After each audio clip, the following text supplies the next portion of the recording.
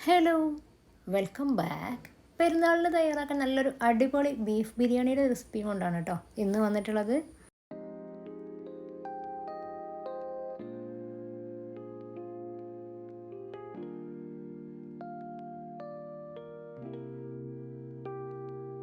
കാണുമ്പോൾ തന്നെ വായിൽ വെള്ളം വരുന്ന ഈ ഒരു ബിരിയാണി എങ്ങനെയാണ് ഉണ്ടാക്കുന്നത് നോക്കാം.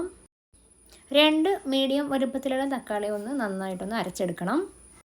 ഇനി മസാലയിലേക്ക് വേണ്ടിയിട്ട് 5 വലിയ അല്ലി വെളുത്തുള്ളി, 1 ഇഞ്ച് വലുപ്പത്തിലുള്ള ഇഞ്ചി, 2 പച്ചമുളക്, 3/4 ടീസ്പൂൺ പെരുംജീരകം, ഇറച്ചിയിലേക്കുള്ള 7-8 അല്ലി വെളുത്തുള്ളി, 2 കഷ്ണം ഇഞ്ചി, 2 പച്ചമുളക്, 1/4 ടീസ്പൂൺ പെരുംജീരകം ഇവയൊന്ന് ചതച്ചെടുക്കണം. ഇനി മസാല തയ്യാറാക്കാനായിട്ട് ഒരു കടായിലേക്ക് 1.5 ടീസ്പൂൺ ഓയിൽ, 1 ടേബിൾ സ്പൂൺ നെയ്യ് ഒഴിച്ചു കൊടുക്കാം. ബിരിയാണി ഉണ്ടാക്കുന്ന സമയത്ത് എപ്പോഴും ആദ്യം മസാല തയ്യാറാക്കിയിട്ട് കുറച്ച് നേരം ഒന്ന് റെസ്റ്റ് ചെയ്യാൻ വെക്കാറുണ്ട്. ആ ഒരു രീതി തന്നെയാണ് ഫോളോ ചെയ്യുന്നത്. ഇനി ഇതിലേക്ക് ഏലക്കായ, പട്ട, ഗ്രാമ്പൂ, ബേ ലീഫ് ഇട്ട് കൊടുക്കുന്നുണ്ട്. ഒന്ന് പൊട്ടിയതിന് ശേഷം ഒരു വലിയ സവാള നീളത്തിലരിഞ്ഞത് ചേർത്ത് കൊടുക്കും. 1/2 ടീസ്പൂൺ ഉപ്പ് ഈ സമയത്ത് ചേർത്ത് കൊടുക്കുന്നുണ്ട്. ഇനി സവാള നന്നായിട്ട് വഴറ്റിയെടുക്കണം. സവാള ഒന്ന് ട്രാൻസ്പെറൻ്റായി കുഴഞ്ഞു വരുമ്പോഴാണ് ചതച്ചു വെച്ച ചേരുവകൾ ചേർത്ത് കൊടുക്കുന്നത്. ഇനി നേരത്തെ ചതച്ച് വെച്ചിട്ടുള്ള ഇഞ്ചി, വെളുത്തുള്ളി, പച്ചമുളക് ചേർത്ത് കൊടുക്കാം. എല്ലാം കൂടെ നന്നായിട്ടൊന്ന് വഴറ്റിയെടുക്കണം, മസാലയുടെ പച്ചമണമൊക്കെ മാറുന്നത് വരെ.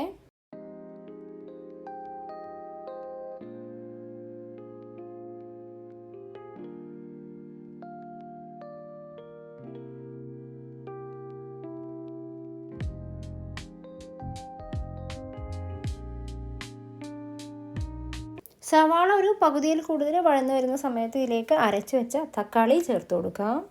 തക്കാളി എപ്പോഴും സവാളയേക്കാൾ കുറച്ചുകൂടി അധികം എടുക്കുന്നതാണ് നല്ലത്.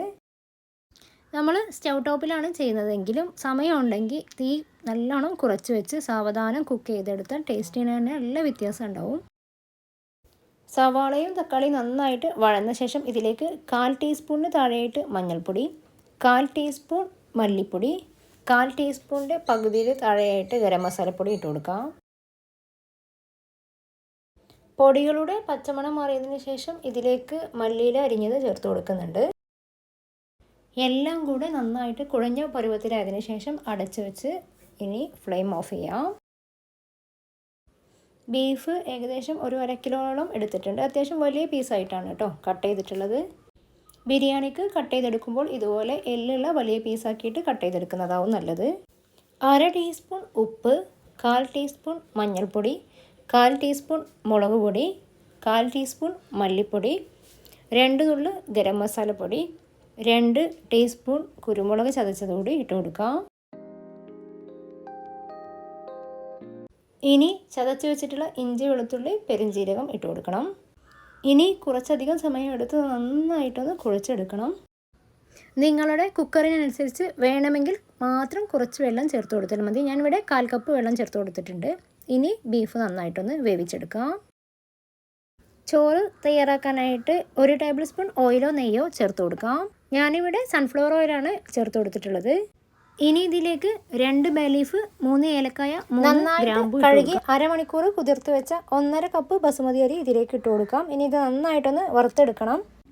അരി കരിയാതെയും അടിയിൽ പിടിക്കാതെയും ലോ ഫ്ലെയിമിലിട്ട് ഒന്ന് വറുത്തെടുക്കാം. ഒരു ക്രിസ്പിനെസ് ആയതിനു ശേഷം ഇതിലേക്ക് 2.25 കപ്പ് വെള്ളം ഒഴിച്ചു കൊടുക്കുന്നുണ്ട്. ചുടുവെള്ളമാണ് കേട്ടോ ഒഴിച്ചു കൊടുക്കുന്നത്. 1/2 ടീസ്പൂൺ ഉപ്പിട്ട് നന്നായിട്ടൊന്ന് ഇളക്കിയതിന് ശേഷം അടച്ചു വെച്ച് മീഡിയം ഫ്ലെയിമിലിട്ട് അരി വേവിച്ചെടുക്കാം. 80% കുക്ക് ചെയ്തെടുത്താൽ മതി. ബീഫ് നന്നായിട്ട് വെന്ത് വിസിലൊക്കെ പോയതിനു ശേഷം നേരത്തെ വേവിച്ച് വെച്ചിട്ടുള്ള മസാല നമ്മൾ ഒന്നുകൂടെ ഫ്ലെയിമിൽ വെക്കുന്നുണ്ട്. ഇതിലേക്ക് 1.5 ടേബിൾ സ്പൂൺ കട്ടത്തരി ഒഴിച്ച് നന്നായിട്ടൊന്ന് മിക്സ് ചെയ്തെടുക്കാം. നന്നായിട്ടൊന്ന് ആവി കയറിയതിനു ശേഷം ഇതിലേക്ക് ബീഫ് ഇട്ട് കൊടുക്കാം. ഇനി ബീഫും മസാലയും കൂടി നന്നായിട്ടൊന്ന് മിക്സ് ചെയ്തെടുക്കണം. 2-3 മിനിറ്റ് ഒന്ന് വഴറ്റിയെടുക്കാം. ബീഫും മസാലയും കൂടെ ഒന്ന് ലെവൽ ചെയ്തതിന് ശേഷം ഇതിലെ ഗ്രേവി തിളച്ച് വരുമ്പോൾ ഇതിലേക്ക് ചോറ് ചൂടോടെ തന്നെ ഇട്ട് കൊടുക്കണം. ചോറ് ഒന്നിച്ച് തട്ടാതെ കുറേശ്ശെയായിട്ട് ഇട്ട് കൊടുക്കാം. മുകളിലായിട്ട് 2 നുള്ള് ഗരം മസാലപ്പൊടി വിതറി കൊടുക്കാം. കുറച്ച് മല്ലിയില അരിഞ്ഞതും കൂടി വിതറി ഇനി അടച്ചു വെക്കാം. ലിഡിന് ഹോളുണ്ടെങ്കിൽ അതൊന്ന് അടച്ചു കൊടുത്ത് 10 മിനിറ്റ് ലോ ഫ്ലെയിമിലിട്ട് ഒന്ന് കുക്ക് ചെയ്തെടുക്കാം. 10 മിനിറ്റിന് ശേഷം ഫ്ലെയിം ഓഫ് ചെയ്ത് ചൂടോടെ തന്നെ മെല്ലെ ഒന്ന് മിക്സ് ചെയ്തെടുക്കണം. ഇറച്ചിയും ചോറും ഒന്നും ഉടയാത്ത വിധത്തിൽ വേണം മിക്സ് ചെയ്തെടുക്കാൻ. അപ്പോൾ ദാ നമ്മുടെ അടിപൊളി ബീഫ് ബിരിയാണി റെഡി ആയിട്ടുണ്ട്. വളരെ സിമ്പിളായിട്ട് ഇത് ഉണ്ടാക്കിയെടുക്കാൻ കഴിയും. അപ്പോൾ ഈ ഒരു പെരുന്നാളിന് ഈ ഒരു ബീഫ് ബിരിയാണി തന്നെ ആവട്ടെ. വീഡിയോ ഇഷ്ടമായാലും ചാനൽ സബ്സ്ക്രൈബ് ചെയ്യാനും ലൈക്ക് ചെയ്യാനും ഷെയർ ചെയ്യാനും ഒന്നും മറന്നു പോകരുത്. പുതിയൊരു വീഡിയോയുമായി വീണ്ടും വരുന്നത് വരേക്കും ബൈ.